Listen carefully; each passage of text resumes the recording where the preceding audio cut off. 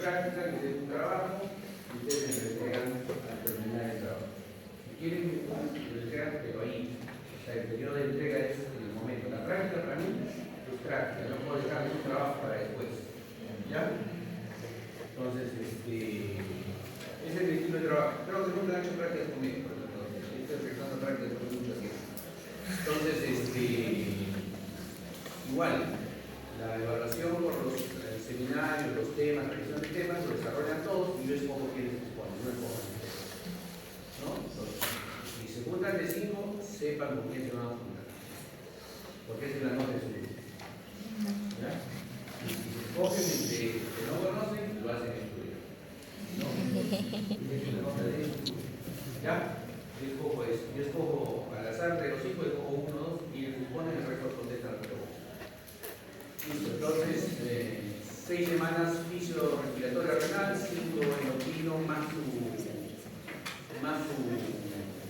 semana de vacaciones, que es libre totalmente, y 5 finalmente neurofisiología. Ya las 6 de los finales están ahí. Cada unidad tiene 2 prácticas, tiene una revisión de temas, ya entonces ya están las fechas establecidas en sus ciclos. ¿Cuánto vale cada uno aproximadamente? Cada uno vale 33. Como la primera unidad tiene 6 semanas, vale 34. El resto vale 33 y 33. El examen teórico vale 60%, el examen, las prácticas valen 30%, porque son calificadas, ¿no? Y la revisión del tema vale 10%, por eso es calificada. ¿Ya? Entonces, ¿dudas, preguntas? El libro que se usa es está en la bibliografía, cada unidad está en la bibliografía. Generalmente para la primera son tiene el CAICO, la tercera unidad no, hay poco neurofisiología en el CAICO, entonces estamos dando aquí. ¿Ya? Incluso las prácticas salen de ese texto. Entonces, ¿qué está? ¿Cómo pueden hacer eso? No hay problema. No hay problema, y está todo programado. ¿Más dudas? Tratamos de avanzar capítulo por semana en su país. Tratamos. Yo sé que ustedes al comienzo y intentan eso. Y después no sé en qué momento viene el desorden total. ¿Ya? Lo tratamos de avanzar. ¿Sí? Para probar, 10.5, no 10.4, no 10.3, ya saben ustedes. Es 10.5 en regla. Generalmente yo ni me fijo a quién le coloco la nota, ¿no? Entonces, a veces incluso no hay problema porque me equivoco por el más apellido o otra cosa. Pero en el examen, por favor, ya saben ustedes las correcciones. No, yo creo, yo asumo, yo esto. Escuchen la clave bien y vean cuánto tienen, ¿no? Porque después hay problemas, sacamos, me hacen calificar. De 80 pruebas me hacen calificar, 60 me hacen calificar. ¿Cuántos tienen razón? Ninguno. Entonces, yo comprendo la emoción del momento, todo, pero hay que. ¿Ya? Entonces, vamos con eso. ¿Cómo vamos a hacer la asistencia? Porque esta semana no tengo lista de asistencia. Pero esta semana. Las siguientes semanas, yo creo que ya vamos a tener la forma de controlar a 90 personas en asistencia, cada uno en su grupo. Grupo de práctica. Supongo que va a salir estos días. Solamente se pueden, por la cantidad de alumnos que tenemos en los grupos de práctica, porque estamos tope con 21 y 22 alumnos, que es el tope, no podemos tener más alumnos en la práctica porque nuestro laboratorio es hecho para 21 personas, 22 personas o más. Es nuestro tope. Entonces, no puede ser que yo venga al grupo A y me quiera meter al grupo D. No, yo comprendo, hay gente que por ahí no, otro curso, eso. Uno por uno, pero avisen. No me van a aparecer en la práctica, yo me cambié con tal. ¿No? Entonces, por lo menos en mi práctica no, en el doctor Cruz menos, porque lo saca de la práctica y le pone cero. ¿Ya? Entonces, si alguien va a cambiar, con tiempo avisen y le cambiamos la lista a los docentes para que no tengan ningún problema en el momento de la calificación. ¿Sí? Por favor. Pero es uno con uno, ¿eh? Por la cantidad de aforo que tenemos, no puede ser que algunos se pasen. Si no tienen quien vaya, lo voy a dar. ¿Ya? Entonces, porque cuando se llama matriculado han visto horarios, ¿no es cierto? Cruce de horarios. Como todos han visto cruce de horarios. ¿Sí? Entonces ya ustedes saben lo que viene. ¿Bien? Bien, entonces, ¿y la fisiología respiratoria qué es? ¿Qué vamos a hablar de fisiología respiratoria? ¿Alguna duda más, chicos? ¿Preguntas, dudas? ¿Alguna cosa que no haya quedado clara? Bueno, y para que no tenemos fisiología respiratoria. Aprendemos porque todos los días de nuestra vida vamos a estar frente a pacientes que pueden tener un riesgo de vida. ¿Cuál es el principal alimento de nuestro organismo? El oxígeno. ¿Por dónde ingresa el oxígeno a nuestro cuerpo? Por la vía respiratoria.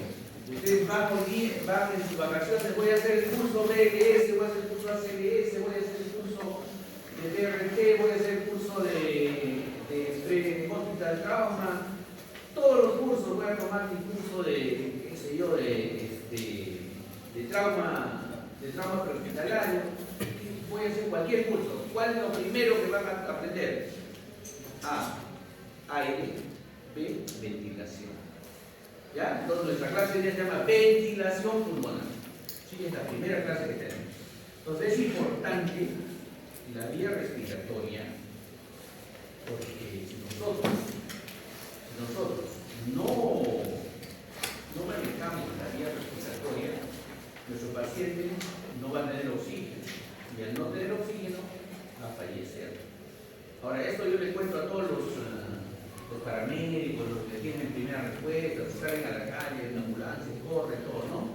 Ellos saben hacer la parte mecánica, de abrir vías aéreas, hacerlo respirar al paciente, ventilarlo, darle oxígeno, todo.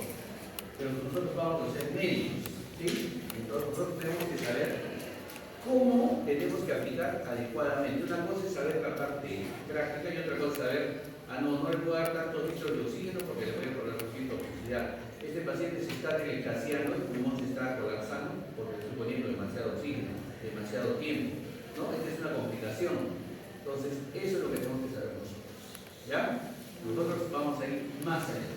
La parte que nosotros vamos a aprender la parte mecánica, que saben hacer, yo también tengo que saber porque el médico tiene que saber. Porque ustedes cuando están internados, o residentados, su serum, cuando tiene un paciente de emergencia, ¿quién lo va a recibir? Ustedes, ¿no es cierto?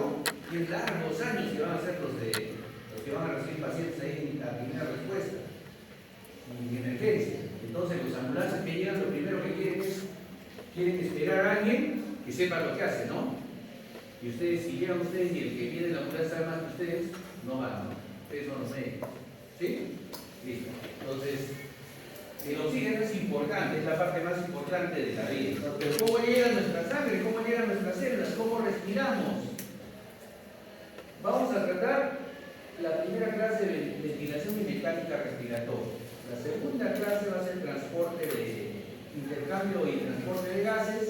Y la tercera va a ser cómo regulamos la respiración. Las 4 clases de respiratorio vamos a hacer esos 3 temas. Entonces, el aparato respiratorio se requiere para distribuir el aire. Este aire tiene oxígeno, ¿sí? Y este oxígeno tiene que intercambiarse con el CO2 que producen nuestras células. Entonces, entra y sale. Este aire que respiramos es puro oxígeno. No, ¿no es cierto? Ya ustedes lo han aprendido en el colegio, en biofísica, ¿no? Nosotros les enseñan, no tiene su concentración el aire, ¿no?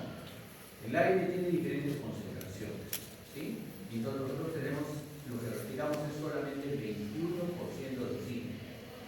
Y mientras más respiramos acá nuestro 21% de oxígeno, va quedándose, el 21% va comenzando a disminuir, ¿no?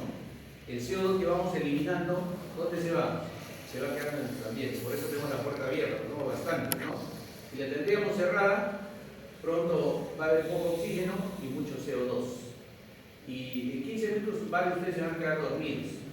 Pero si yo cerraría la puerta en 5 minutos se quedan dormidos ustedes, ¿no? Entonces vamos a tener la puerta abierta para que el CO2 vaya a ser. Listo, entonces, ¿qué más hace el aparato respiratorio? Filtra las partículas respiratorias, calienta, humidifica el aire, ¿sí? Regula el pH, porque el CO2 es el principal regulador de pH que tenemos en nuestro organismo, ¿ya? Eso lo vamos a ir viendo poco a poco. Regula la temperatura, ¿sí? Por pérdida de agua, y nos usamos para convertir algunas hormonas en el pulmón, en una convertidora de en el pulmón. Aparte que podemos producir por la caja sonora que es el pulmón, podemos producir lenguaje. Entonces tiene varias características el aparato respiratorio. Y tenemos dos tipos de respiraciones, una respiración interna y una respiración externa, que las vamos a analizar paulatinamente en estas clases que vamos a tener estas 2 semanas, ¿ya? Que es respiratorio interno. La respiración interna quiere decir todo el oxígeno que llega y nuestras células la van a recibir. Y la respiración externa es lo que llega el aire, el 21% entra a nuestros pulmones, vamos a ver el fenómeno por el cual pasan una membranita que tenemos en el pulmón, llegan a la sangre y ahí se van a las células. Respiración externa. Entonces, la respiración externa requiere varios juegos de presiones, músculos, integridad en nuestra pared torácica, y la respiración interna requiere que llegue oxígeno y que la membrana celular sea capaz de pasar el oxígeno hacia su interior, hacia su mitocondria, para producir su ciclo de Krebs, comenzar a producir ATPs y comenzar a darnos energía que nosotros usamos para nuestro desarrollo, ¿no es cierto? Energía que usamos para nuestro desenvolvimiento. Ahorita ustedes, ¿de dónde están sacando su energía para estar acá presentes en la clase, en su vida diaria? De lo que respiran, aeróbicos, y de lo que comieron, glucosa, ¿no es cierto? Que se vuelve piruvato y todo. Entonces tenemos dos tipos de respiraciones, interna y externa. ¿Sí? Y entonces al intercambio de la respiración externa, al intercambio del aire y la atmósfera por los alveolos, que ya los han visto, ¿ya han visto anatomía en el aparato respiratorio? No. ¿Todavía no? Todavía no. Entonces, el intercambio de aire en la atmósfera, ¿sí? Entre los alveolos, con los alveolos se llama ventilación. Es decir, el aparato respiratorio va a ingresar el aire hasta nuestros alveolos pulmonares, ya lo han visto en biología, seguramente en histología, ¿no? Y ahí vamos a hacer el intercambio de oxígeno. Va a ingresar el oxígeno y va a salir el CO2. ¿Cómo ingresa el oxígeno? Vamos a verlo. ¿Cómo sale el CO2? Vamos a verlo. Y es importante que sepamos, no pasan nada más, sí pasan. Son liposolubles, ya lo hemos visto en fisiología 1, no son liposolubles, pasan a través de las membranas. ¿No? El CO2 más, ¿no? que el oxígeno, 21%, 24 veces más es el CO2 que pasa por las membranas. Pero eso es lo que vamos a ver ahora. Pero hay factores que hacen que pase el oxígeno hacia la sangre. Y esos factores son los que tiene que saber el médico.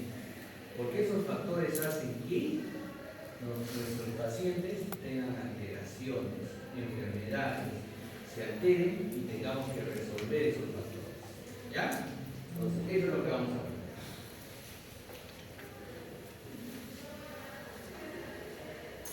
Entonces, ¿qué más pasa? Cuando llega la sangre cuando pasa la sangre por el alveolo, llega la sangre y se tiene que transportar. Ahí vamos a necesitar Uber. ¿Cuál es el Uber? La hemoglobina. ¿Ya?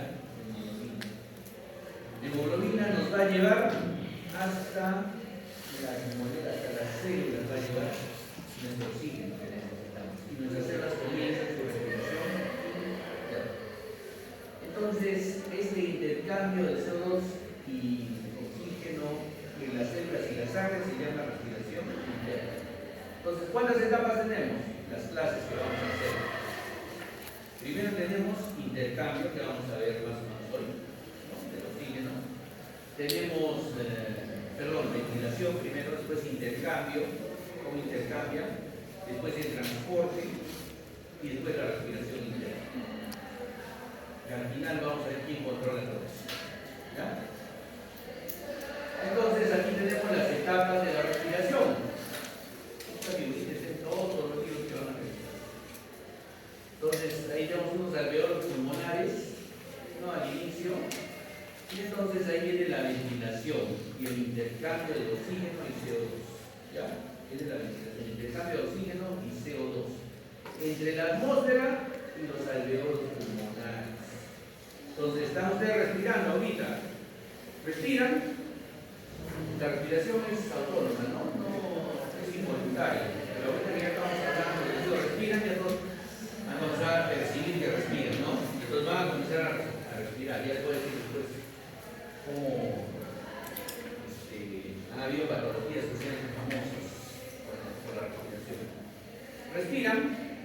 y está ingresando el oxígeno el aire con oxígeno a los alveolos. Ahí es la primera etapa, ¿sí? Y entonces viene el intercambio. Ahí hay una membrana que se llama la membrana del alveolo y la membrana del capilar. Entonces la recibimos membrana alveolo capilar. Y entonces va a pasar el oxígeno, el alveolo va a saltar, va a pasar esa membrana y va a entrar a la sangre. ¿Ya? Pero antes de pasar llamas Uber. ¿Quién es Uber? El hemoglobina, ¿no es cierto? Y entonces, y en ese Uber, ¿quién venía el pasajero anterior? El CO2. Y el CO2 se baja, se mete al alveolo y se va cuando sale. ¿Ya? Entonces, cuando ingresa, el oxígeno entra a la hemoglobina y se va el CO2. El CO2 no solo ve la hemoglobina, poquito va libre, va caminando, es un peatón más. Va caminando por la sangre, no va transportándose en la sangre. Ya lo vamos a ver. Entonces, ahí viene el intercambio del aire, el alveolo y la sangre. Intercambio por la membrana alveolar. Y la tercera etapa es el oxígeno se transporta por la hemoglobina, le hacen una carrera y se va hasta sus tejidos que requieren. Los más dragones, por supuesto, son las neuronas, ¿no? Entonces no les interesa el resto. Las neuronas tienen que comer su oxígeno, el resto no les interesa. Si te falta oxígeno a las células de los músculos, no les interesa. El cerebro necesita el oxígeno en puro. Ya es un órgano muy egoísta. Y el CO2 sale de las células, de todas las células, se mete a la sangre por diferentes maneras, vamos a verlas, y se va a la membrana alveolar capital y se va, y lo exhalamos. Entonces estamos botando CO2, ingerimos oxígeno y botamos CO2. Finalmente, la última parte es el intercambio del oxígeno y el CO2 entre la sangre y la célula, respiración interna. ¿Ya? Entonces, las 4 etapas, vamos a verlas en las clases. Las 4. Y el sistema respiratorio, pues la vía respiratoria se divide en dos: vía respiratoria alta y vía respiratoria baja. ¿Ya? Increíblemente también tenemos muchas especialidades que la dividen la vía respiratoria. Los otorrinos ven vía respiratoria alta, ¿no? Nariz, boca, hasta la epiglotis, que ingresa a la nariz. Y los neumólogos que ven vía respiratoria baja, pulmones, exactamente pulmones. Entonces tenemos que aprender que el aire ingresa por la vía respiratoria alta, nariz y boca. Y se va a ingresar por la laringe, a través del epiglotis, va a ingresar por la laringe. ¿Sí? La epiglotis es una compuerta que va a hacer que ingrese a la tráquea el aire, laringe, tráquea, y de ahí se va a dividir en bronquios, ¿no? Bronquio derecho, bronquio izquierdo. Y el bronquio se va a ir subdividiendo, chiquito, hasta formar bronquiolos respiratorios, bronquiolos terminales respiratorios, finalmente alveolos. Hasta ahí llega el oxígeno. Y el alveolo se va a intercambiar va a intercambiar el oxígeno con la sangre. Esta vía respiratoria, su función es calentar, humidificar, humedecer el aire que ingresa a nuestro organismo. ¿Sí? Nuestro organismo, nuestra vía respiratoria tiene una parte de evaporación. Las células van evaporando y van botando vapor de agua. No se dan cuenta ahora, pero cuando ¿han ido alguien a la nieve? ¿Algún clima muy frío? No busco. Canadá. Cuando respiras y exhalas, ¿qué botas? Vapor de agua. Ese es el vapor. Estamos humidificando, estamos formando vapor. O sea, hay un poco de vapor de agua en nuestra vía respiratoria. ¿Ya? Por eso el aire que respiramos no puede ser tan seco. Ya no puede ser tan seco. Por eso esa es la función de nuestra vía respiratoria. Humidificarlo, calentarlo, para que no entre. Y limpiar el aire, porque el aire que respiramos es totalmente limpio. Entonces hay cilios que retienen al polvo, pero hay, por ejemplo, lugares donde estos cilios los paralizan y se quedan y comienzan a quedarse las partículas del pulmón y comienzan a hacer patologías. Los fumadores, ¿alguien fuma?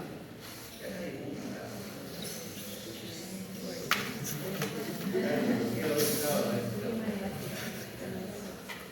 Los fumadores, sus cilios se paralizan, entonces, ¿ya?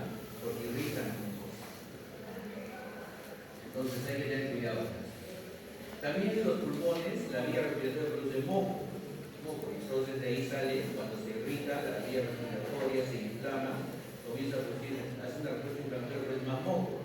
Y entonces cuando los pacientes tosen por secreción, saben que está inflamada su vía respiratoria. ¿Ya? Entonces vamos ahí.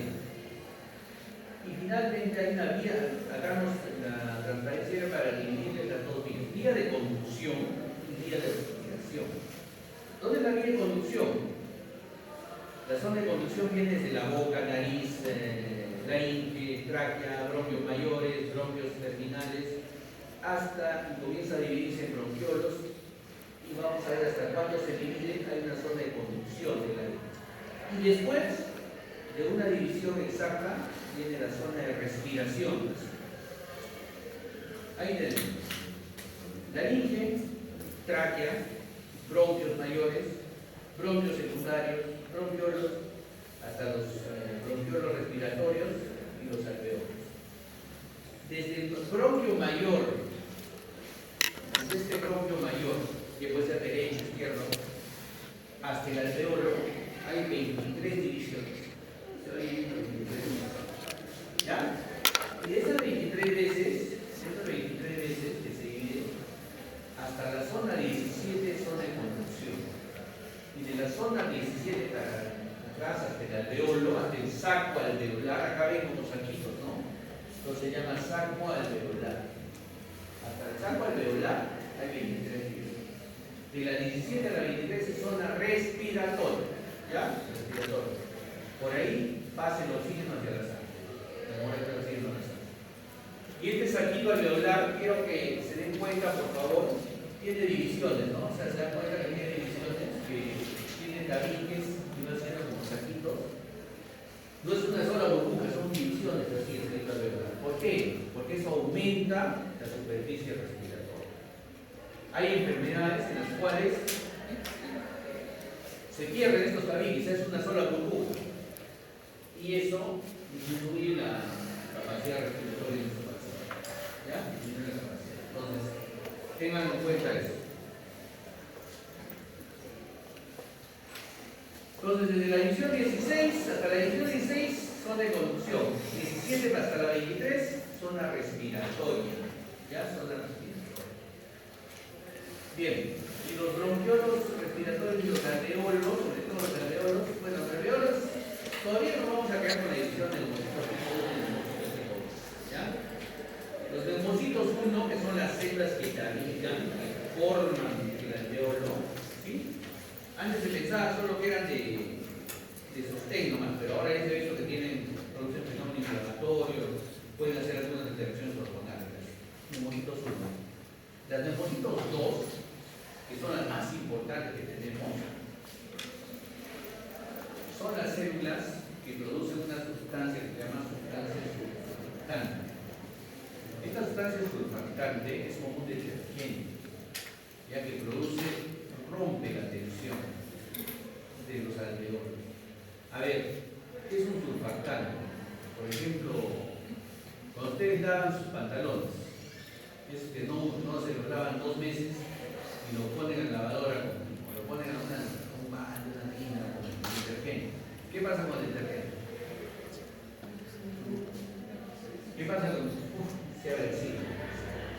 Y se lleva toda la suciedad de su pantalón que lo tienen remojado 2 días más todavía para que pueda seguir, ¿no? Entonces, ese detergente está rompiendo la tensión de la grasa y la suciedad que tiene en el pantalón. Lo rompe, ¿no? Lo rompe.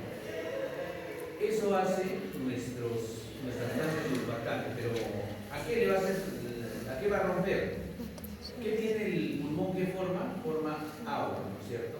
Forma agua. ¿Sí? Forma agua. Y entonces estas moléculas de agua tienden a juntarse, por eso hay gotas de lluvia, ¿no? Entonces, si se juntarían, acá entre los alveolos habría agua. ¿Sí? En cambio, con la sustancia surfactante rompe la tensión y el líquido está solo tapizando los alveolos. ¿Ya? Entonces, y los tenemos abiertos. Cuando nosotros estamos en formación, la sustancia surfactante más o menos entre las 30 semanas, 38 semanas comienza a madurar. Recién a las 34 semanas tenemos una cantidad de sustancia surfactante que va a permitir que nazcamos y podamos respirar. ¿Sí? Antes de esa etapa, el nacimiento de un niño es muy riesgoso. ¿Ya? Y entonces por eso han visto ahora los prematuros, 7 mesinos, 3 mesinos, los pacientes prematuros, es riesgoso. ¿Ya? Entonces, ¿qué hacemos cuando tenemos un recién nacido? Le comenzamos nosotros a colocar sustancias surfactantes solas. ¿Ya? Acá tenemos un montón de prematuros. La sustancia surfactante se acaba rápido. Entonces, ya andan prestando entre los dos hospitales, se andan prestando sustancias surfactantes, porque los recién nacidos no te van a generar, ¿no? Entonces, ¿qué pasa si no tenemos sustancias surfactantes? Se colapsa. ¿Cuándo en un adulto se puede disminuir las sustancias surfactantes? Sí, con enfermedades inflamatorias, enfermedades crónicas, enfermedades fibrosas. Se disminuye las sustancias surfactantes. ¿Qué pasa con los alveolos? Se cierran. Y cuando hay un alveolo cerrado, no resta. ¿Ya? No resta. Entonces, ¿quiénes lo producen? Los neumocitos tipo 2. Entonces, entendido el concepto, ¿no? Sustancias surfactantes, alveolo, zona respiratoria. Entonces, ¿qué más hay en el alveolo? No llevaste el alveolo, ¿qué más hay? En el alveolo también hay macrófagos. ¿Por qué? Porque estamos respirando y el aire que respiramos no siempre es limpio, no es un aire sucio. Entonces necesitamos macrófagos que nos van a dar. ¿Qué más hay? Se quitan los vasos sanguíneos, ¿cierto? El capilar sanguíneo. Con su eritrocito, que es el que va a transportar el oxígeno a las células. La hemoglobina lo va a agarrar, lo vamos a ver en las siguientes clases, a la molécula de oxígeno, y se la va a llevar a la célula. Pero para eso, el oxígeno que ingresa al alveolo necesita saltar la membrana del alveolo, el espacio intersticial, la membrana del capilar y entrar al glóbulo rojo. Este espacio entre el alveolo y el capilar nunca debe ser más de 0.5 micras. ¿Se acuerdan que hemos visto el concepto, no? Cuando hemos hecho cero. Entonces, nunca debe ser más de 0.5 micras. ¿Ya? Nunca. ¿Por qué? Porque si aumenta el espacio de aquí a aquí, se aumenta y la molécula de oxígeno no va a poder saltar a la aquí. No va a llegar. Y se va a quedar ahí. Entonces, ¿qué va a pasar con nuestro cuerpo? Va a tener déficit de oxígeno. ¿Cuándo pasa eso? ¿Cuándo creen que puede pasar eso? Que esto se separe. ¿Cuándo más puede separarse? Hacerse más. Cuando esto se llena de agua, hasta acá está el agua, entonces el oxígeno no va a poder salir. ¿Ya? ¿Cuándo más puede pasar eso? Cuando la presión acá de la sangre es muy alta, entonces el oxígeno siquiera no va a llegar. Un ejemplo, algo que se les ocurra. ¿Cómo pueden separarse? Nadie se enferma en su familia nunca. Una enfermedad respiratoria. ¿Alguien tiene neumonía en su familia? Pulmonía. Neumonía. Entonces, ¿qué pasa con la neumonía? ¿Cuál es el riesgo? ¿Es una infección? Es un infeccioso. Antibiótico sí, pero el mayor riesgo es que depende de la cantidad de pulmón que esté tomado para que pase el oxígeno hacia tu cuerpo. Entonces los viejitos, muchas veces, la mayoría de viejitos se mueren, dicen, mi hermana es internista, yo trabajo en Chile, en Santiago. Me dice, nosotros tenemos una época de julio hasta fines de agosto, y los viejitos no se mueren y viven un año más. Porque de julio a agosto, como el invierno está crudo, les dan neumonía, y la mayoría están muriéndose de neumonía, ¿no? ¿Y qué es lo que pasa con la neumonía?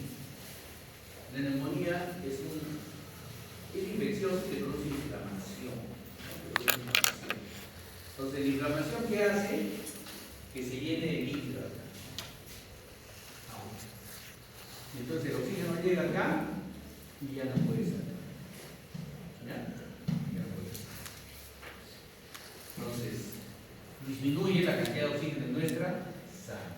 ¿Qué otra cosa puede pasar? Por ejemplo, otro hecho que pueda pasar. Por ejemplo, hay enfermedades como la fibrosis pulmonar, que se produce porque los carpinteros, ¿han ido alguna vez a una carpintería? ¿Han visto cómo trabajan los carpinteros? Tú la serrín está volando y ellos sin su máscara no están respirando, ellos piensan que no se lo respiran. Los mineros informales, entran al socavón y piensan que no le va a pasar nada, ¿no? Entonces, y están respirando ese polvo, ese carbón. Entran acá y produce un fenómeno inflamatorio, y entonces acá comienza a inflamarse el espacio intersticial. Entonces, ¿ya? Y se vuelve duro, y entonces no pasa el oxígeno. ¿Ya? Sí.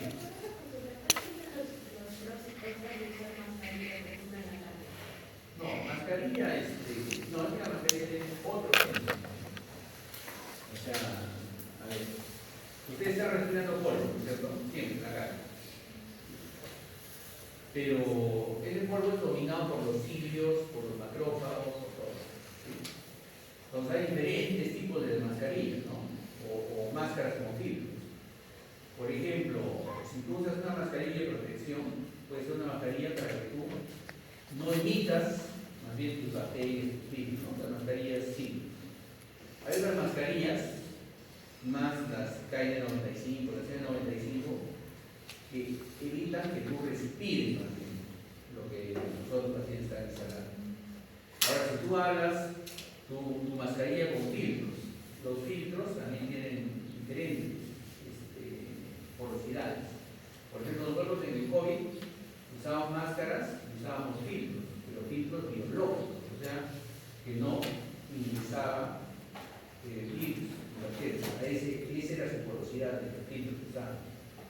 Pero si tú vas a trabajar en una carpintería o una mina, usas otros filtros, que su porosidad es un poquito mayor, y entonces no entra polvo, no entra aire.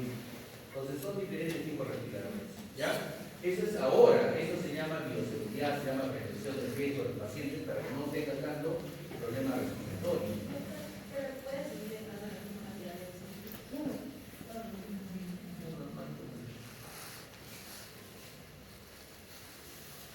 Listo, entonces vamos.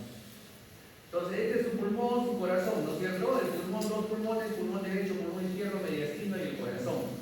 Y el pulmón está cubierto con una membrana, un espacio virtual que tiene dos tipos de membrana, pleuras. Una pleura visceral que está pegada al pulmón y una pleura parietal que está pegada a la pared. ¿Ya? Son dos pleuras diferentes. Entonces, pero en el medio hay un espacio virtual, pero que tiene líquido, tiene hasta 150 mililitros de agua para que pueda cruzar. O sea, ¿ya? Y esta pleura, como ven, el espacio es tan pequeño, sin embargo, la integridad de esta pleura parietal y visceral hace que el pulmón esté expandido. ¿Por qué? Porque hace una presión negativa y te jala el pulmón. ¿Ya? Si no teníamos la pleura, el pulmón colapsaría. Entonces, la pleura hace que el pulmón se expanda. Es una de las partes. Entonces, eso se llama elasticidad. El pulmón es un órgano muy elástico que tiene la capacidad de expandirse. Cuando ustedes tomen aire, todos ustedes tomen aire, están expandiendo su pulmón. Exhalen, su pulmón está colapsándose, pero no se va a lo más chiquito, no se colapsa, se vuelve así, porque vuelve así ya no respira, sino que respira solo exhalan cierta cantidad, le vamos a ver ahorita qué cantidad exhala. Y entonces, eso se llama elasticidad. Aumenta y disminuye el tamaño hacia su tamaño original, pero nunca se colapsa, porque la pleura lo tiene pegado al pulmón con una presión negativa, o sea, con un chupón lo jala al pulmón. ¿Ya? Jala. Y esos gases, bueno, los gases solo lo vamos a ver en la clase detallada. Los gases que ingresan son una concentración de gases, ¿no? Que la ley de Dalton dice que la presión de los gases que va a ingresar a nuestro pulmón es la suma de las presiones parciales de todos los gases que hay en la atmósfera. Sí, entonces, ¿por qué tienen que ingresar una presión de aire a nuestro pulmón? Para darle fuerza y permitir que el oxígeno pase a través de la membrana alveolar.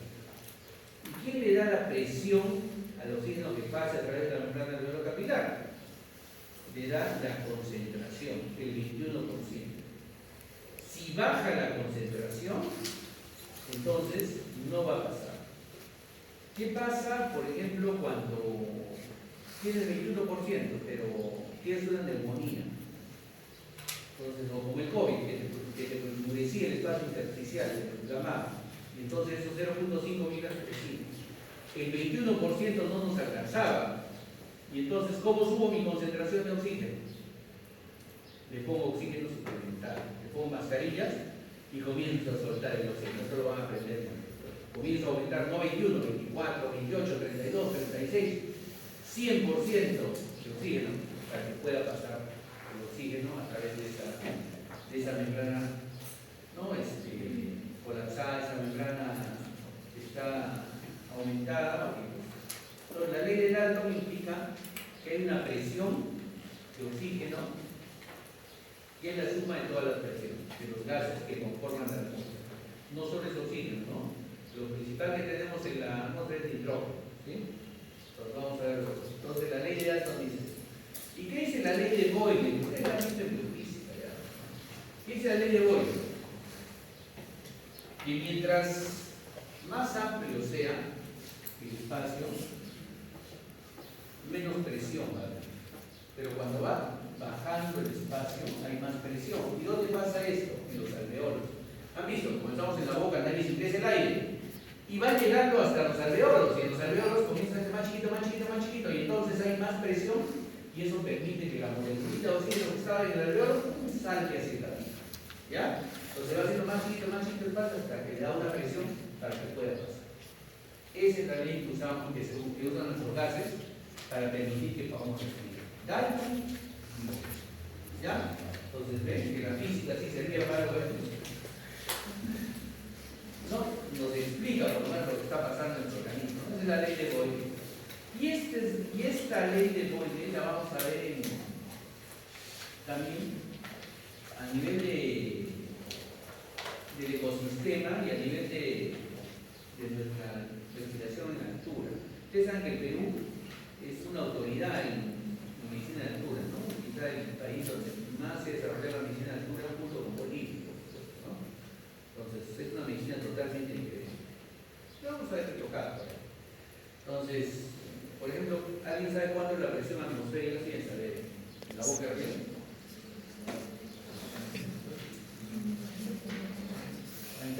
La boca de arriba está pegada al mar, ¿no es cierto? Es la parte más baja que tenemos en el mundo, ¿no? Todas las playas, todas las zonas costeras están pegadas al mar. Entonces, toda la atmósfera presiona. ¿Cuánto es la presión de la atmósfera? 760 milímetros. Pero cuando vamos, entonces todos los gases están concentrados ahí porque estamos con toda la presión, ¿no es cierto? Entonces ahí respiramos tranquilos, ¿no? Respiramos bien, 21% entra como si nada, en la zona costera. En Plana también estamos en la zona costera. Pero si nos vamos a Puno, Cusco, ¿alguien ha ido a tour a Cusco? ¿Semana quinta patria? Está de moda, todo el mundo quiere Cusco. Ya, entonces alguien se iba a la altura, entonces cuando vas a la altura, comienza a caminar y te falta aire, ¿no? Te falta aire. Entonces, ¿qué pasa? A más altura es más espacio, los gases se dispersan. El oxígeno sigue siendo 21%, pero como se dispersan, no hay presión. Y como no hay presión, ingresan con menor facilidad a nuestra vía respiratoria. ¿Ya? El oxígeno sigue siendo, ¿no? O sea que ahora sí ya, estudiantes de medicina, sáquense el cuento de que hay menos oxígeno en Puno. No hay menos oxígeno. Hay menos presión atmosférica en Puno, ingresa el oxígeno, el 21% ingresa con más dificultad a nuestro organismo. ¿Ya? Ese es el concepto que venía con el libro. ¿Listo? ¿Y qué es ventilación pulmonar? La clase. La ventilación pulmonar es el ingreso del aire a los pulmones. ¿Sí? En cada inspiración ingresa una cantidad de aire. Y esta cantidad de aire total que ingresa al organismo por la ventilación pulmonar tiene que multiplicarse por la frecuencia respiratoria. ¿Cómo se hace esto? Ustedes inspiran, expiran. Cuando inspiran, Es un movimiento activo prácticamente, toman aire y al expirar lo exhalan, ¿no es cierto? Es una cantidad de aire, esa es la ventilación pulmonar. ¿Cuántas veces respiran por minuto? Una persona sana debe respirar entre 12 a 20 por minuto, ¿no? Entonces, de ahí tiene una cantidad de aire. ¿Quiénes hacen que respiremos? Básicamente, la inspiración tiene que ver con los músculos intercostales externos, ¿sí? El externo del esquema de Proudhon y el diafragma, ¿no? Esos son los músculos inspiratorios. Y los expiratorios también tienen que ver con los intercostales internos y los músculos de la pared abdominal. Esos son músculos expiratorios. Los inspiratorios básicos, inspiratorios, intercostales externos, ¿sí? Diafragma. Inspiratorios, ¿por qué? Porque los intercostales externos lo que hacen es expandir, las horizontalizan las costillas, ¿sí? Y lo expanden el tórax. Y el diafragma baja, entonces toman su aire. ¿Ya? Cuando y nos ayudan a los escalenos, el esteroide más todo, pero básicamente estos. Y los expiratorios son los de cuando expiras, los intercostales internos bajan las costillas nuevamente, el diámetro anteroposterior disminuye y los abdominales, la pared abdominal, eleva el diafragma. ¿Sí? Entonces, exhalas. ¿Ya? Inspiratorio y expiratorio. Así ingresa una cantidad de volumen y se exhala una cantidad de volumen permanentemente. Entonces, los intercostales internos, externos, pared abdominal, diafragma, etc. Entonces, en inspiración, los intercostales externos se contraen, ¿sí? Las costillas se elevan, los pulmones se van hacia abajo porque el diafragma se contrae y se va hacia abajo, ¿no? E ingresa un volumen de aire. Y en expiración es al contrario, las costillas bajan, el diafragma se relaja, la pared abdominal arriba se sube el diafragma y el volumen expiratorio, el volumen de pulmón. Entonces ahí tenemos el aumento de la inspiración, la entrada de aire y disminuye cuando el diafragma se relaja, empuja los pulmones hacia arriba con la pared abdominal y disminuye, sale. ¿Sí? Entonces aquí tenemos, la inspiración es activa y la expiración es pasiva. Cuando esté en reposo, sin respirar, la presión atmosférica no empuja aire hacia acá, ¿no es cierto? No está en cero, mi vía aérea está en cero, mi calor está en cero. Estoy en reposo, totalmente en reposo. Pero cuando yo voy a inspirar, entonces tiene que subir la presión atmosférica. ¿Sí? ¿Para qué? ¿Para qué? Para que llegue al alveolo, ¿no es cierto? Llegue a ir al alveolo y como el alveolo no tiene tanta presión, ingrese el aire. Y cuando expiro, pasa lo contrario. Cuando yo expiro, la presión alveolar tiene que empujar el aire hacia afuera. Es un juego de presiones, ¿no? Cuando estoy en reposo hay equilibrio. Cuando inspiramos, la presión atmosférica le gana a la presión alveolar, ingresa el aire. Cuando expiramos, la presión alveolar, lo que hay en los saquitos chiquitos, le gana a la presión atmosférica y le exhalamos, le emitimos aire a la atmósfera. Entonces, todo el juego de presiones, jóvenes, es juego de presiones porque eso es lo que necesito ahora. Y como la pleura nos da una integridad, nos da el chupón, nos da la presión negativa, ¿sí?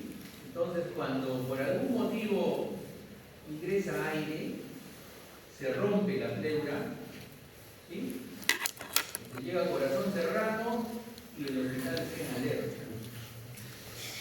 Viene la cuchillada de ley. Siempre. Entonces, ¿qué sucede? Si rompes la pleura, se hace un agujero. Y en ese agujero, entonces, comienza a entrar aire por ese agujero hacia el pulmón. Y rompes eso en la presión negativa, que la pleura lo pegaba al pulmón. Como ya no hay pleura, se rompe entonces el pulmón. Se comienza a entrar aire, se rompe la presión negativa y el pulmón comienza a hacerse chiquito. Atelectasis. ¿Ya? Atelectasis. Entonces ya no sirve para respirar. ¿Sí? ¿Lo puedo expandir? Sí, el pulmón es un tejido elástico. Pero ¿qué tengo que hacer para expandirlo? Tengo que cerrar el agujero.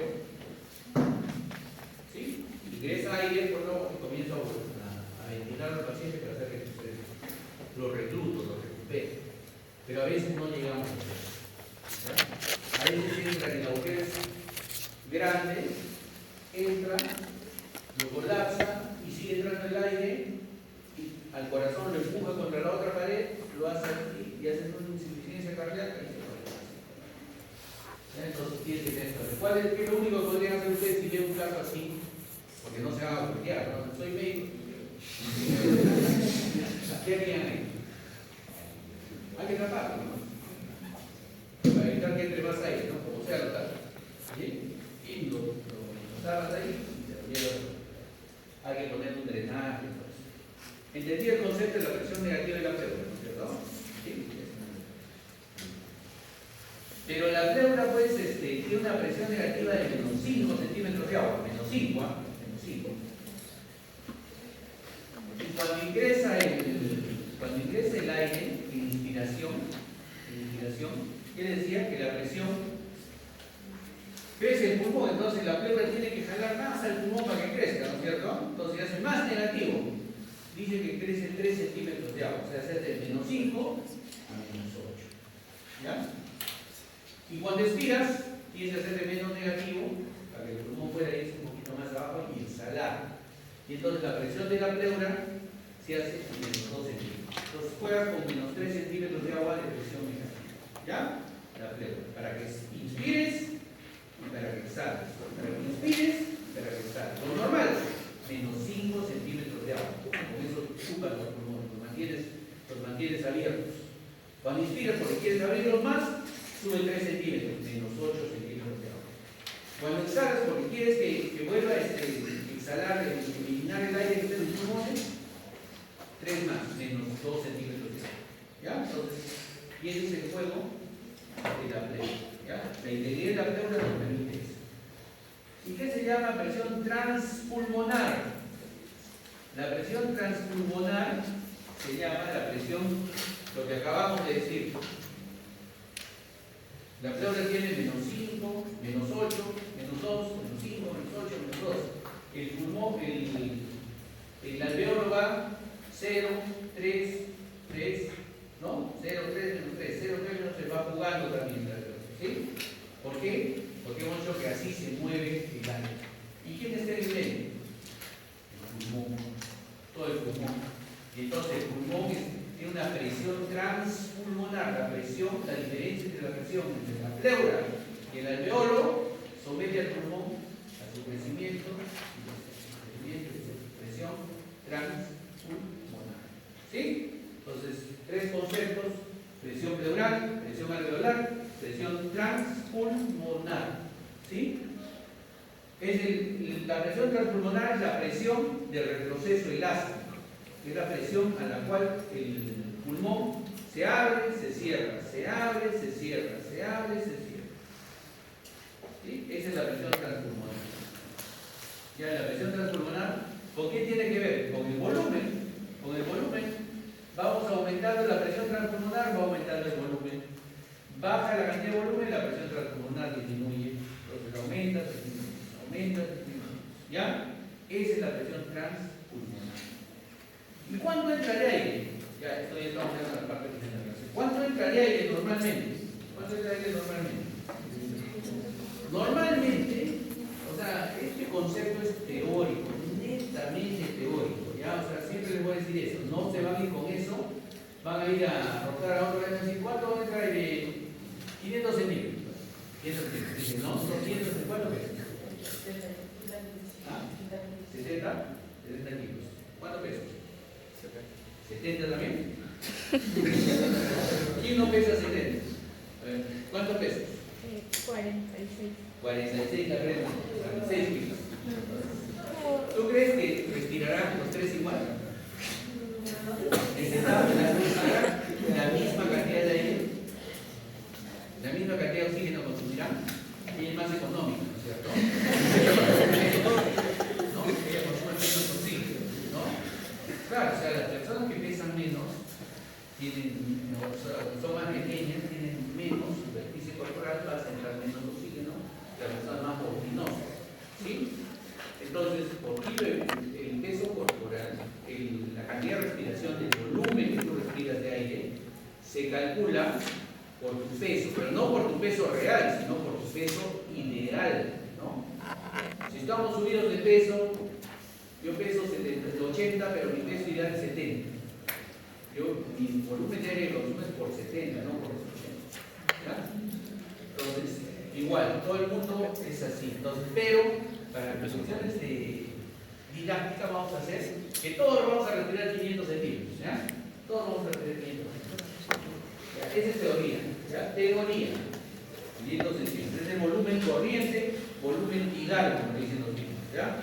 Corriente, tidal, ese es el volumen.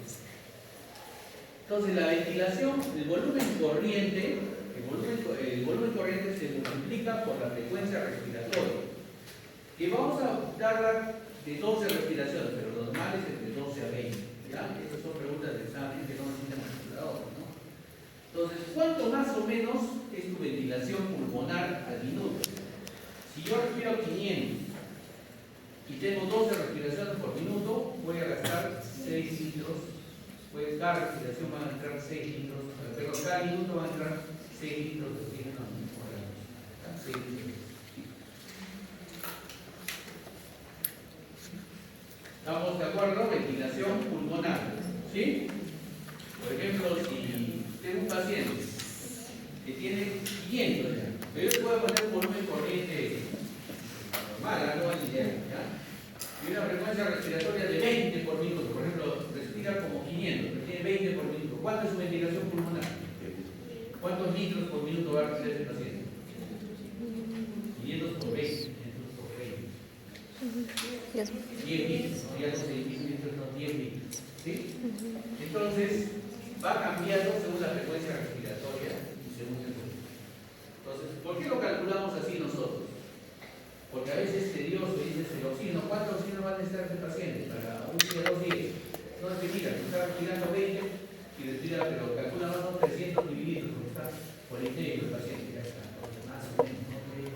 Va a cambiar 3 litros. ¿Cuánto tiene tu balón? 2000 litros. Y entonces, ¿cómo calculamos y decimos cuánto vamos a necesitar de el balón? ¿Cuántos balones vamos a tener ahí para ese paciente? ¿Ya? Pues más o menos eso es lo que es. Entonces, ventilación pulmonar, volumen corriente por frecuencia respiratoria. ¿Sí? Entonces, el aumento aumenta con el ejercicio, sí, pues el ejercicio necesita consumir mucho más por su frecuencia respiratoria. Algunos aumentan su volumen corriente mucho más porque como son deportistas, respiran mejor, aumentan su frecuencia respiratoria. ¿De qué depende esto? Depende mucho de la distensibilidad pulmonar, de la compliance pulmonar, su distensibilidad, que se entiende, lo que crece el pulmón. Y esta elasticidad, esta compliance, depende de la elasticidad del pulmón y de los alveolos, de la tensión superficial de los alveolos, lo que vimos, ¿no es cierto? Lo que ya conversamos de la sustancia surfactante y que el alveolo se distiende. Y que el pulmón sea capaz de subir y aumentar el nivel de tamaño. Ahí tenemos lo de la sustancia surfactante, creo que ya lo hemos conversado mucho. Entonces el pulmón no solo se crece y baja, no, el pulmón también nos puede hacer resistencia, ¿sí? Y hay una resistencia al crecimiento, que es una resistencia, digamos, dinámica, ¿no es cierto? Entonces, depende del diámetro de la vía respiratoria, o sea, cuando ingresa el aire, ingresa muy fácil por la tráquea, por los bronquios, ¿no? Ingresa fácil hasta los alveolos, ¿sí? Pero los alveolos ya como son más chiquitos, van a comenzar a ser más chiquitos, es una resistencia dinámica. Y la resistencia estática tiene que ver con la dureza del pulmón, ¿no? Para que ingrese el aire. Entonces, eso tiene mucho que ver con la ventilación pulmonar. A ver, ¿cómo les explico esto? Resistencias elásticas, la que tiene que ver con la extensibilidad del pulmón, las resistencias estáticas. Por ejemplo, COVID, no vamos al COVID, ¿no? El pulmón era duro. Entonces tú le ponías oxígeno y el pulmón con la puta si se expandía. ¿Por qué? aumentaba su resistencia. ¿Por qué? Porque tenía elasticidad. ¿Por qué? Porque el COVID iba, te inflamaba el pulmón y te lo hacía duro. Entonces, tú le ponías oxígeno, no ingresaba. Aumentaron sus resistencias del asma, ¿no es cierto? Disminuyó la sensibilidad del pulmón. Resistencias aéreas dinámicas. ¿Alguien es asmático? Voy a estar asmático para la práctica. ¿Pero es asmática? ¿Te nebuliza? ¿Inhalas? No, pero ahora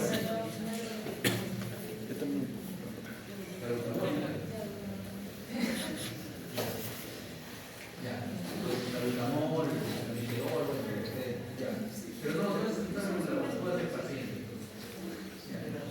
Si no hay más, entonces me venía todo el mundo de acá. Siempre hay alguien que esté con tos, que esté en un tratamiento. Hemos tenido cuando hacíamos la práctica de espiometría, cuando hemos tenido pacientes que tenían, alumnos que tenían malformaciones, malformaciones torácicas, por ejemplo, ya operados, ¿no? Pero los sacamos a hacer la espiometría y cambian. Ahorita vamos a ver por qué. Ya, listo entonces. Esas son las resistencias, las dinámicas, el asma. ¿Por qué? Porque como ven, por el diámetro de la vía respiratoria, cuando tienes un ataque de asma, los bronquios chiquitos se cierran. Y entonces aumenta la resistencia, no ingresa. Te falta aire, no puedes respirar. Entonces por eso te dan inhaladores para que puedan abrirte los bronquios y disminuir la resistencia final. ¿Ya? Entonces tenemos ahí resistencias de las vías aéreas y las resistencias. ¿Estamos de acuerdo? Pregunta esa. El caso clínico. El concepto tiene que estar muy bien aprendido. Ustedes van a ser médicos, lo van a usar bastante. Entonces la ventilación alveolar va renovando constantemente el aire, ¿no es cierto? Los procesos respiratorios, conductos alveolares, sacos alveolares, alveolos, la vía respiratoria, las vías respiratorias, no de conducción, son las que tienen que ver con la ventilación alveolar. La ventilación alveolar no es pulmonar, alveolar. La ventilación alveolar tiene que ver con la cantidad de aire que llega a la zona respiratoria. Ventilación alveolar. ¿Cuál era la ventilación pulmonar? La cantidad de aire que entraba a nuestros pulmones al minuto. ¿Sí? La alveolar entonces es la cantidad de aire que llega a la zona respiratoria. ¿Sí? Entonces esta zona respiratoria va por difusión, va a pasar el oxígeno hacia la sangre. Bueno, acá tenemos espacio muerto nosotros, ¿no? Tenemos espacio muerto. Y ese espacio muerto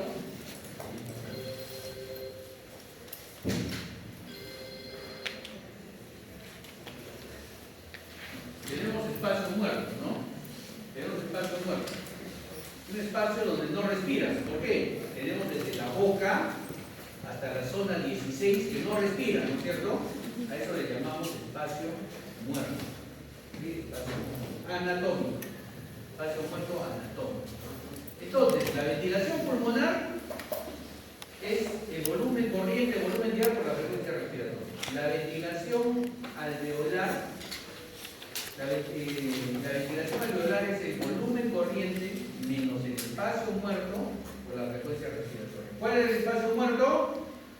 Las vías de conducción, las zonas de conducción son el espacio muerto. ¿Sí? Entonces, más o menos, ¿cuánto ocupa el espacio muerto? De los 500 mililitros que respiramos aparentemente, 150 se quedan en el espacio muerto, o sea, no lo respiramos, se quedan ahí ocupando el espacio muerto. Y 350 mililitros llegan a la zona respiratoria, a la ventilación alveolar. Entonces, la ventilación alveolar es 350 por la frecuencia respiratoria. Es menos que la ventilación pulmonar. La ventilación pulmonar era 500, o sea, todo el aire que respiramos, por 12, eran 6.000. La ventilación alveolar es 350, ¿pero por qué 350? Porque de los 500, 150 se quedan en la zona de conducción. ¿Sí? Y el resto, los 350 pasan a la zona alveolar. ¿Ya? Y el espacio muerto, entonces tenemos espacio muerto anatómico. Espacio muerto alveolar cuando hay alveolos que no ventilan, ¿ya? Porque hay alveolos que no ventilan. Espacio muerto fisiológico. ¿Cuál es el espacio muerto fisiológico? El espacio muerto fisiológico es, vamos a ver más adelante las zonas pulmonares. Por ahora lo vamos a dejar ahí y entonces yo les voy a decir cuál. Este es el espacio muerto fisiológico. El espacio muerto anatómico, ¿cuál es? Que es el concepto de la clase que quiero que ahora lo aprendan. Las zonas de conducción. Ahí te quedan 150 y ¿ya? No, la ventilación alveolar son 4.200 mililitros en este ejemplo que estoy dando. La ventilación pulmonar era 6 litros. La ventilación alveolar 4.2. ¿Por qué es diferente? Porque la ventilación alveolar son el volumen corriente menos el espacio. ¿Ya? ¿Y cómo lo medimos? ¿Cómo medimos la capacidad del pulmón? Con la espirometría, motivo de la práctica. ¿Qué hacemos con la espirometría? La espirometría va a medir tus pulmones, cuánto elasticidad tienen, cuánto es la resistencia de tus pulmones, ¿ya? Y si cuánto estás en capacidad de seguir respirando o necesitas un tratamiento. Acá les explicamos la parte, digamos, conceptual. La parte interpretativa tiene que llegar muy bien a los siguientes cursos, porque cuando hacemos semiología, por ejemplo, los neumólogos vienen a reclamar, pero no digan mal en espirometría, no saben leer espirometría. No es función de acá leer espirometría. La función de fisiología es que ustedes sepan qué nos representa la espirometría, ¿ya? Y para interpretar están ellos, sobre todo especialistas en el tema, los internistas, los neumólogos, ¿no? Nosotros estamos para saber qué significa cada cosa. ¿Ya?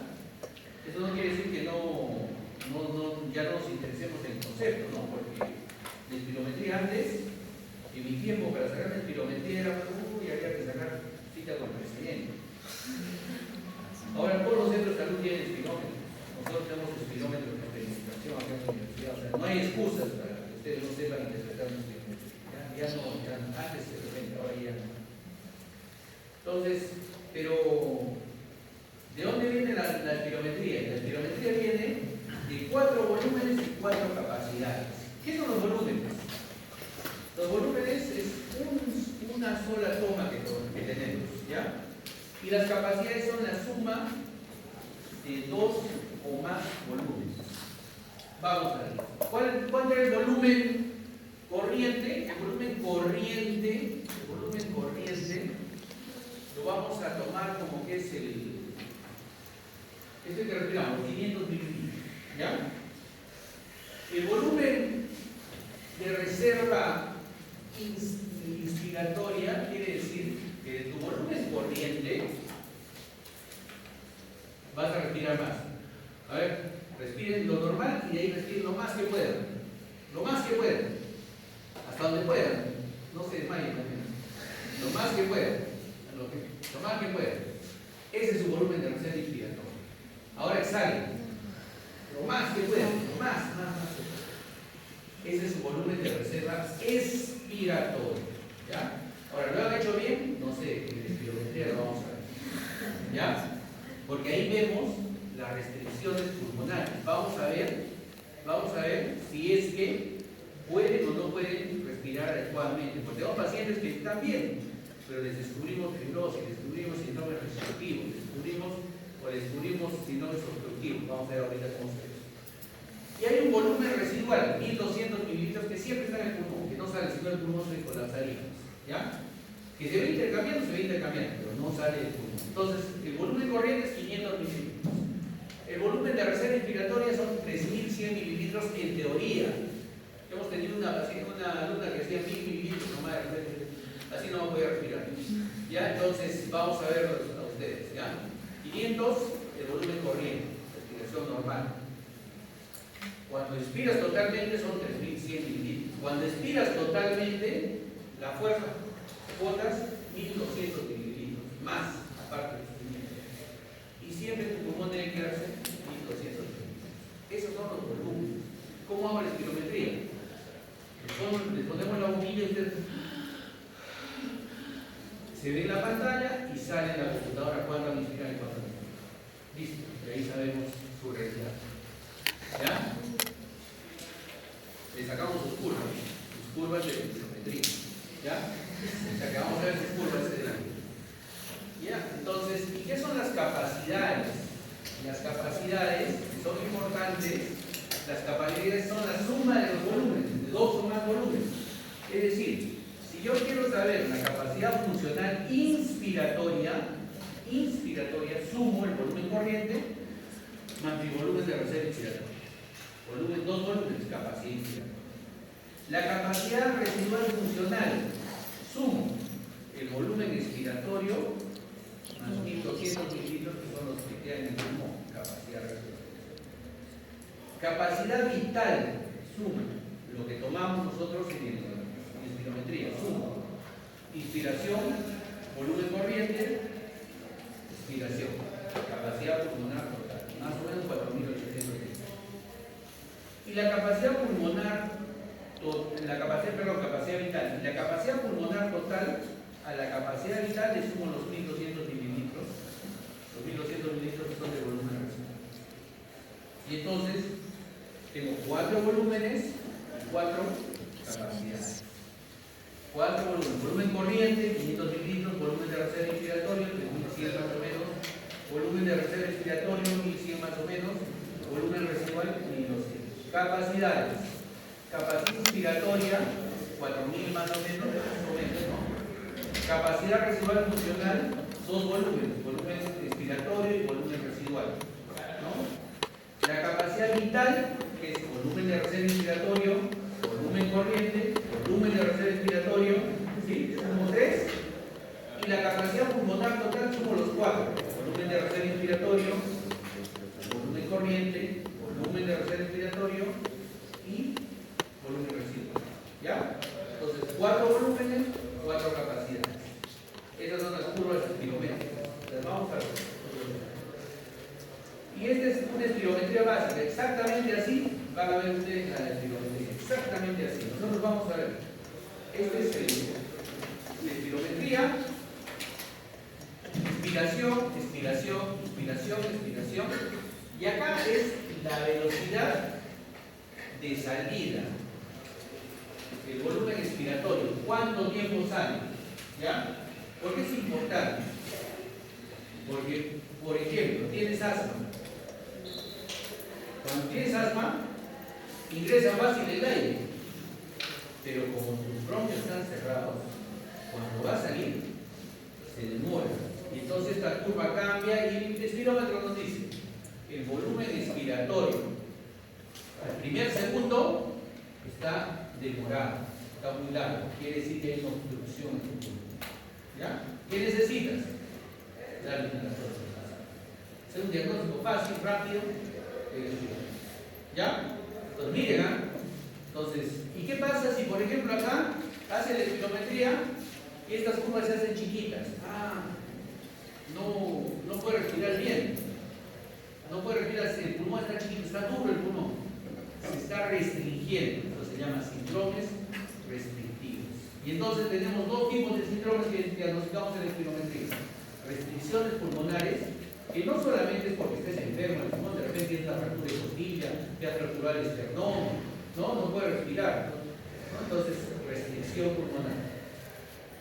O, ¿quién te produce una restricción? La fibrosis pulmonar. El COVID te produce restricción pulmonar. ¿No? La neumonía te produce restricción pulmonar. El derrame pleural te produce restricción pulmonar, porque va a ser el pulmón más chiquito, más duro. ¿Y quién te produce síndrome obstructivo? Cuando se cierra el pulmón. Entonces, cuando tú inspiras, al primer segundo quieres botar el aire, lo vas a botar, pero va a demorar más tiempo en salir. En el asma, por ejemplo, se cierra, sale el aire, demora en salir. Y cuando sale, como el bronco está chiquito, va saliendo y te siente un siglo. Similar. Sabes que está cerrado. ¿Ya? Entonces, eso nos demuestra la espirometría.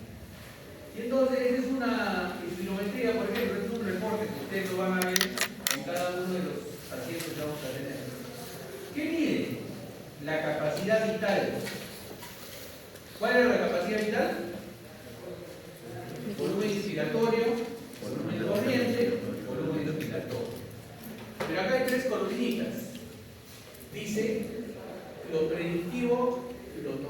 ha encontrado y porcentaje. ¿Qué quiere decir esto?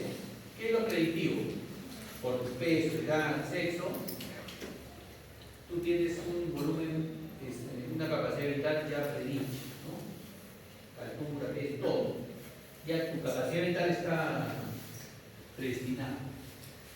Pero tú, al hacer tu capacidad vital, o está disminuido, o puede estar aumentado, pero está disminuido de repente. Y entonces ese porcentaje tiene que llegar a lo que te esperaba la computadora, tiene que llegar al 100%. Si llega al menos del 70, menos del 75, menos del 75, 70%, entonces ya el parámetro está mal. ¿Ya? ¿Cómo voy a encontrarlo? Todo te va a decir el escribano. Todo te va a decir el escribano. ¿Y qué medimos? ¿Qué nos interesa? ¿Qué van a aprender ustedes si ustedes no van a leer para la práctica? Capacidad vital forzada, volumen expiratorio forzado al primer segundo y el cociente entre el volumen expiratorio forzado al primer segundo y capacidad vital forzada. En la práctica les voy a mandar el concepto para que conceptualicen bien lo de una ley y podamos hacer la práctica. ¿Ya? Y ahí tienen muchas alteraciones. ¿Qué es lo que vamos a encontrar? Síndromes obstructivos y síndromes restrictivos. ¿Cuáles son los obstructivos? Cuando miren cómo se demora, ¿no? El salir del aire. Ahí les decía, la curva normal, miren cómo se demora en salir el aire, en cómo se aplana la curva en el obstructivo. Y en el restrictivo, peor, que es más chiquita, ¿no? Más chiquita. ¿Cuáles son obstructivos? Asma, EPOC, bronquitis crónica, ¿ya? ¿Cuáles son restrictivos? Las fibrosis pulmonares, ¿sí? Todo lo que te fractura de paredes postales. Entonces, el patrón obstructivo, el EPOC, ¿no? La capacidad pulmonar total está normal, la capacidad vital forzada está normal, porque entra aire y cuando sale se demora, pero sale. ¿Ya? Se demora, pero sale. ¿Qué cambia en el patrón obstructivo? El volumen expiratorio forzado al primer segundo. ¿Sí? ¿Por qué? Porque demora en salir. Y el patrón restrictivo, más bien, todito está disminuido, porque no puede respirar. Como les digo, no siempre por una fibrosis, ¿no? Por alguna cosa que tenga el pulmón. Puede ser por una infección, una neumonía, puede ser la vejez, puede ser la edad, puede ser una fractura en la costilla que restringe la respiración. ¿Ya?